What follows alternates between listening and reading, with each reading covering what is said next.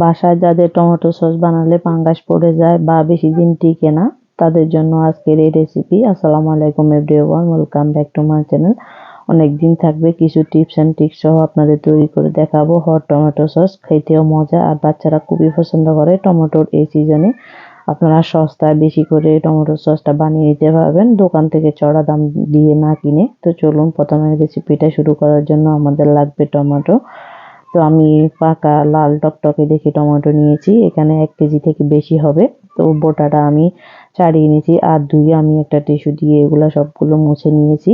প্রধান কাজ হলো এখানে পানির পরিমাণ একদম থাকা যাবে না। সবগুলো আপনি টমেটোকে টিস্যু দিয়ে মুছে ভালো করে পানিটা নিংড়ে নেবেন। আমি আগে থেকে ধুয়ে পরিষ্কার করে পানিটা ঝরিয়ে নিয়েছি, এক ফোঁটা পানি নেই এখানে। তো এবার এটাকে আমি পিসেস করে নিচ্ছি আর মুখের শক্ত অংশটা কিছুটা কেটে ফেলে দিচ্ছি। চাইলে আপনারা স্কিপ করতে পারবেন। তো আমি একটা টমেটোকে 4 পিস করে নিয়েছি। এভাবে সবগুলো টমেটো আমি কেটে ফালি করে নিয়েছি যাতে তাড়াতাড়ি সিদ্ধ হয়ে যায়। তো এবার একটা বড় ফ্রাই প্যানে নিয়েছি, নিয়ে এখানে দিয়ে দিচ্ছি 1 চা চামচ লবণ, যেটা সাদা লবণ রেগুলার খাই আমরা। আর আমি ঝালের জন্য দিয়ে দিয়েছি এখানে মরিচ। এগুলো তেমন একটা ঝাল নেই, তবে লাল হবে, ঝালটাও হালকা হবে।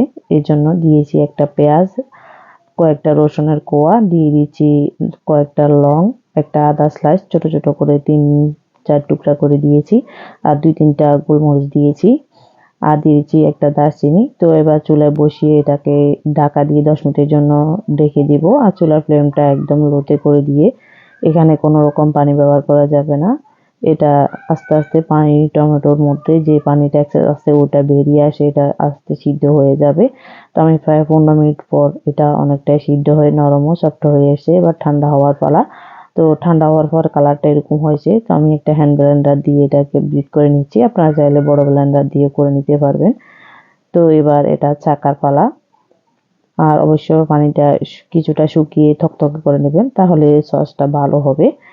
তো এরপর আমি সসটাকে এবার ভালো করে আমি এটাকে চেকে নিচ্ছি। আর উপরে যে দানা অংশ আছে আর যে স্কিনের খোসা ছিল ওটাও ফেলে দিচ্ছি। তো আমার পিউরি হচ্ছে এগুলা। তো এবার আমি এটাকে স্বাদ বাড়ানোর জন্য দিয়ে দিচ্ছি ভিনেগার, দিয়ে একটু তেঁতুলের কাপ তৈরি করে নেব, এটাকে ভিজিয়ে রাখছি।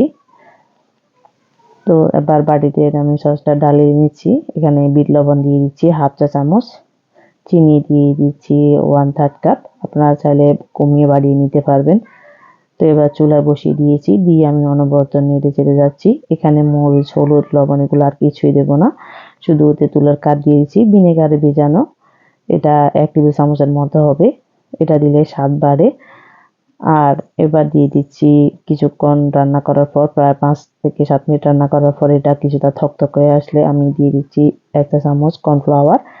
এটাও আমি ভিনেগার দিয়ে দিচ্ছি। মোট আমি এখানে 1 টেবিল চামচ থেকে একটু বেশি ভিনেগার ব্যবহার করেছি। তো এবার কর্নফ্লাওয়ার গুঁড়াটা দিয়েছি, দিয়ে আরও কিছুক্ষণ আমি রান্না করে নিলে আমাদের সসটা রেডি। তো সসটা বুঝবেন কিভাবে রেডি হয়েছে। আর এটাকে একটা প্লেটে নিয়ে এভাবে নাড়লে দেখবেন পানি যেহেতু বার হচ্ছে না আর সসটা নিজে যে পড়ে আসছে, তাহলে আমাদের সসটা পারফেক্ট হয়েছে। তো ঠান্ডা হওয়ার পর আমি বয়ামে ভরে নেব।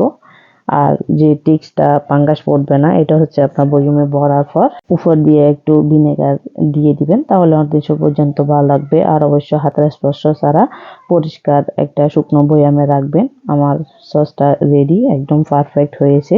আর কর্নফ্লাওয়ারটা একটু কম ইউজ করার চেষ্টা করবেন, তাহলে আপনার এটা ফাঙ্গাস পড়বে না, অনেকদিন ভালো থাকবে আর খেতেও মজা লাগবে।